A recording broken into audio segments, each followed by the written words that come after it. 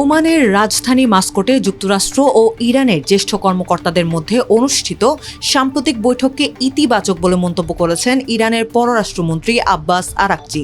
তিনি জানিয়েছেন, দুই পক্ষ আলোচনা চালিয়ে যেতে প্রস্তুত এবং আলোচকরা এখন নিজ নিজ রাজধানীতে ফিরে পরামর্শ করবেন। সাম্প্রতিক সময়ে যুক্তরাষ্ট্র ও ইরানের মধ্যে উত্তেজনা এবং সম্ভাব্য সংঘাতের আশঙ্কা বেড়ে যাওয়ার প্রেক্ষাপটেই এই আলোচনা অনুষ্ঠিত হলো। ইরানের রাষ্ট্রীয় টেলিভিশনে দেওয়া এক বক্তব্যে আরাকচি বলেন, আলোচনা শুধু পারমাণবিক বিষয় নিয়ে হয়েছে, অন্য কোনো বিষয় সেখানে আসেনি। তবে দুই দেশের মধ্যে এখনও অবিশ্বাস রয়েছে, যা কাটিয়ে ওঠা জরুরি।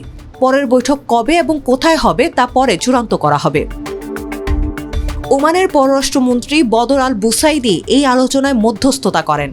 সামাজিক যোগাযোগ মাধ্যমে দেওয়া এক পোস্টে তিনি বলেন, যুক্তরাষ্ট্র ও ইরান দুই পক্ষের অবস্থান স্পষ্ট করতে এবং সম্ভাব্য অগ্রগতির ক্ষেত্র চিহ্নিত করতে বৈঠকটি কার্যকর ছিল। এই বৈঠকে ইরানি প্রতিনিধি দলের নেতৃত্ব দেন আব্বাস আরাকচি। যুক্তরাষ্ট্রের পক্ষে অংশ নেন বিশেষ দূত স্টিভ উইটকফ এবং জ্যারেড কুশনার। আলোচনার পর তাৎক্ষণিকভাবে যুক্তরাষ্ট্রের আনুষ্ঠানিক কোনো প্রতিক্রিয়া এখনও পাওয়া যায়নি। ইরানি কর্মকর্তারা বলেছেন, তারা কিছু ছাড় দিতে প্রস্তুত থাকতে পারেন।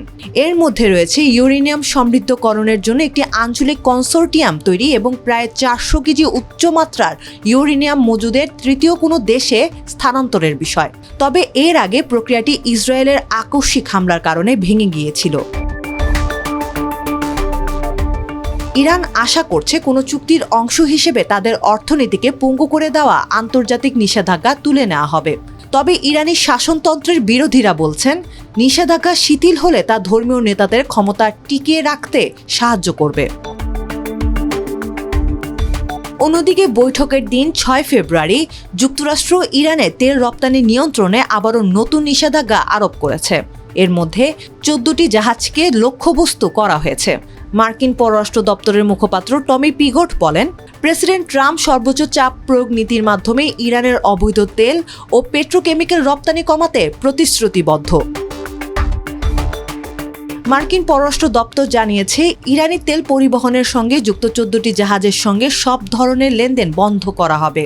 এর মধ্যে তুরস্ক, ভারত ও সংযুক্ত আরব আমিরাতের পতাকাবাহী জাহাজও আছে।